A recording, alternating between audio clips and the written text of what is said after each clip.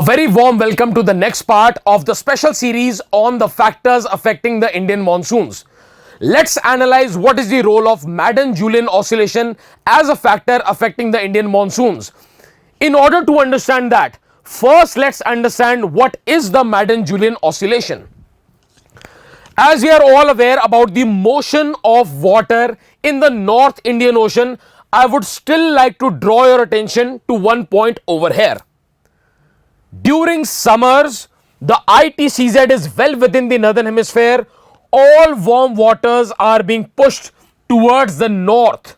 They are entering the northern part of the Indian Ocean. The north equatorial current is shifting to the northern hemisphere. With approaching winters, the ITCZ is again receding. Northeast trade winds push the north equatorial current from east to west. The domain of southeast trade winds is now in the southern hemisphere only. These surface winds are also pushing the surface water. The northeasterlies are pushing the surface water.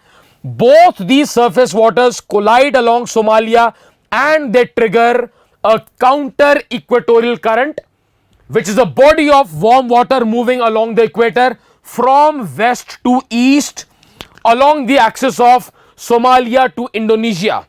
In this axis, the point to be understood over here is that in winters, the domain of this west to east moving warm water is along the equator.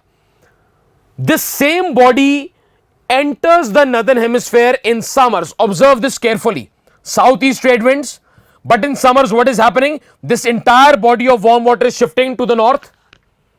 In a sense, we can say this body of warm water moving from west to east shifts these latitudes. Sometimes in the northern hemispheres in summers, in winters it comes back to the equator. Now, we are concerned with this moving body of warm water called the counter equatorial current in the North Indian Ocean.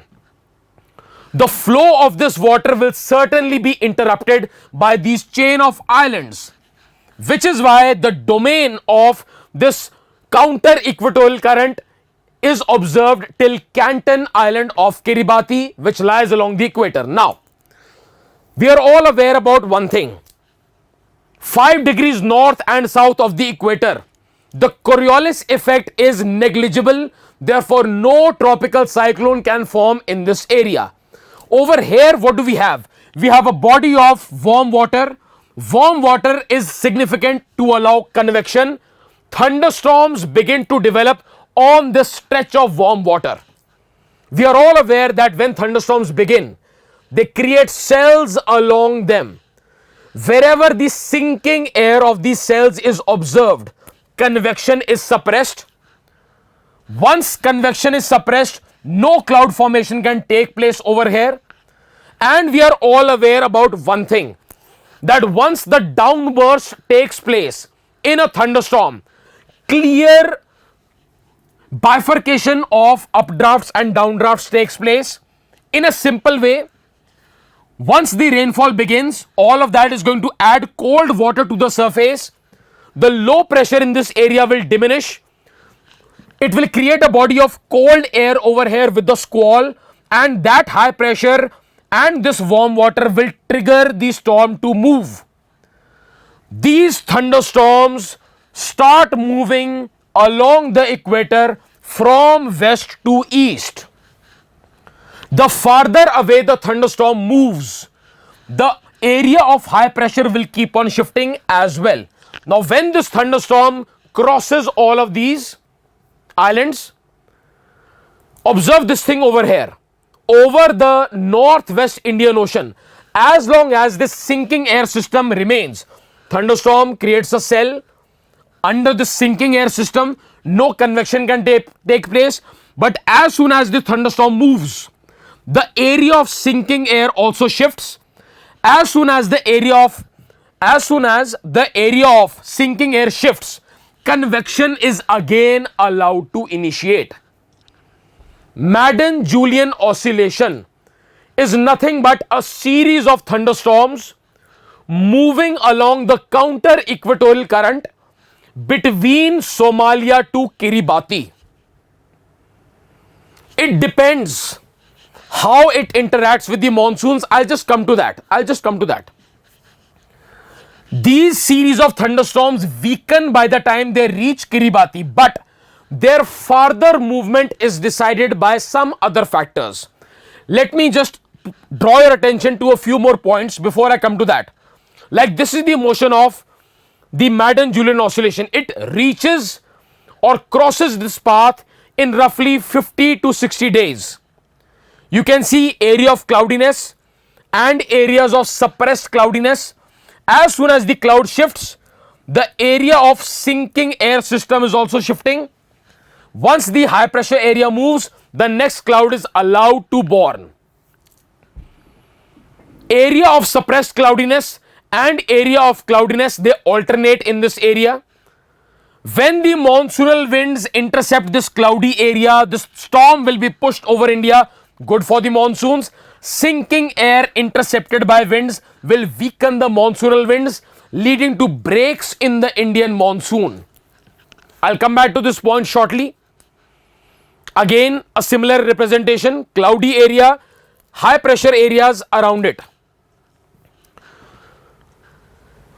Like I told you, the domain of Madden-Julian oscillation is from Somalia to Kiribati.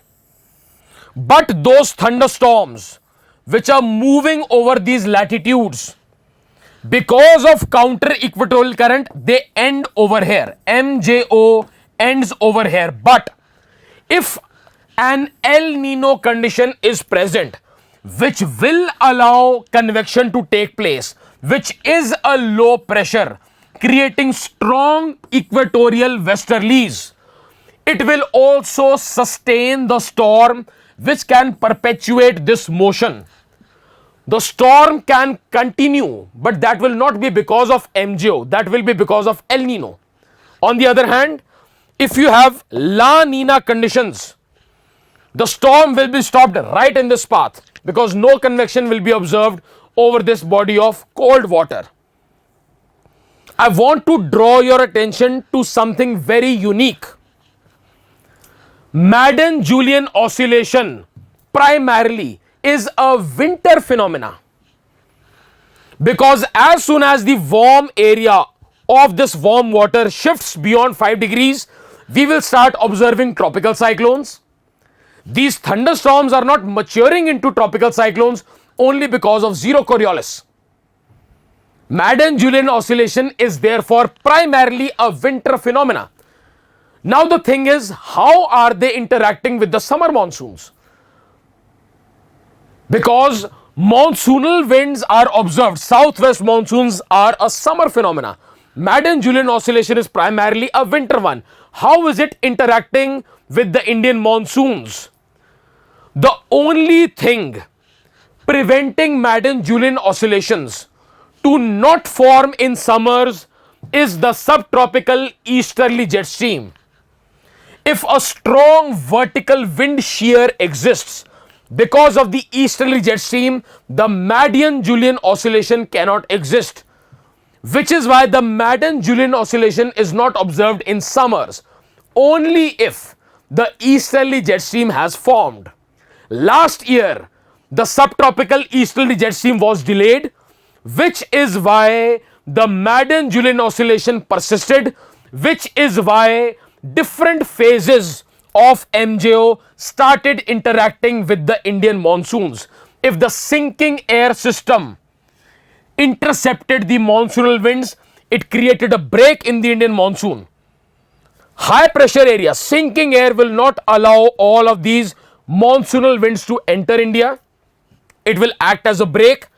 After a few days, once the storm has passed, new storm will form, and now the monsoonal winds will push this storm over India.